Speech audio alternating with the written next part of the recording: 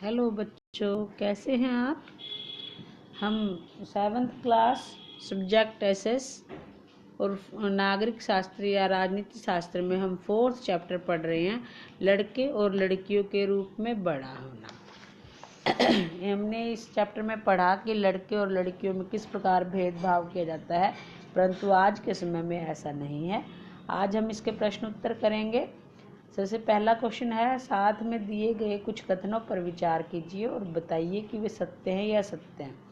तो इसके समर्थन में एक उदाहरण भी देना है। जैसे सभी समुदायों और समाजों में लड़कों और लड़कियों की भूमिका के बारे में एक जैसे विचार नहीं पाए गए हैं, इसके विषय में बताना है। यह बात सत्य है। कई समाज में आज भी लड़कियों को आधुनिक शिक्षा प्राप्त करने और घर से बाहर काम करने की मनाही है, जबकि अन्य समाज में लड़कियां अच्छी शिक्षा पा सकती हैं, वे अपनी इच्छा से नौकरी भी कर सकती हैं।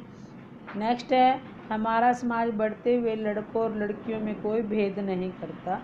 यह बात असत्य है। हमारे समाज में बचपन से ही लड़कों और लड़कियों में भेदभाव किया जाता है।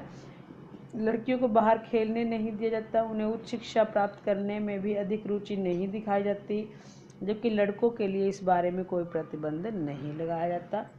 वे महिलाएं जो घर पर रहती हैं कोई काम नहीं करती। बात असत्य है। वास्तव में घरेलू काम बहुत थका देने वाला होता है। घर का काम झाड़ू लगाना, साफ सफाई, कपड़े धोना, बच्चों तथा बूढ़ों की देखभाल करना थका देने वाला और समय को लगा देने वाला काम होता है।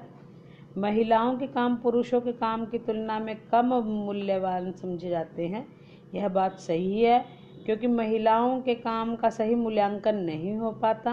पुरुष घर से बाहर कार्य करके धन कमा कर लाता है और घर के कार्यों में कोई भी प्रत्यक्ष आय नहीं होती, इसलिए महिलाओं के काम को पुरुषों के काम की तुलना में कम मूल्यवान समझा जाता है। सेकंड है, घर का काम अदृश्य होता है और इसका कोई मूल्य कर नहीं चुकाया जाता। फिर घर के काम शारीरिक रूप से थकाने वाले होते हैं। घर के कामों में बहुत समय खप जाता है। तो अपने शब्दों में लिखिए कि अदृश्य होने, शारीरिक रूप से थकाने और समय खप जाने जैसे वाक्यों से आप क्या समझते हैं। अपने घर की महिलाओं के काम के आधार पर इस बात को उदाहरण से समझाइए। अदृश्य होना, महिलाओं द्वारा किया गया जो घर का कार्य है उसको स्वीकृति नहीं मिलती। ऐसा मान लिया जाता है कि काम स्वाभाविक रूप से महिलाओं के लिए है।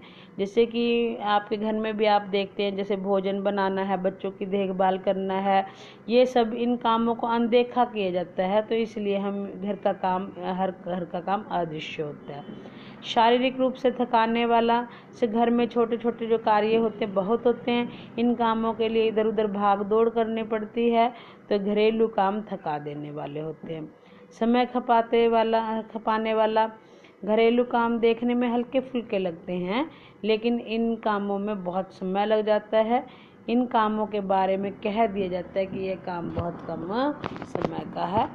नेक्स्ट है, आपके लिए लड़कों के लिए कौन से खिलौने हैं, लड़कियों के लिए कौन से खिलौने हैं, खेल हैं, ये सब जो है आप प्रश्न अपने फेयर नोटबुक पे अगर आपने नहीं लिखा है तो आपने राइट करना है और अच्छे से याद करना है। धन्यवाद बच्चों।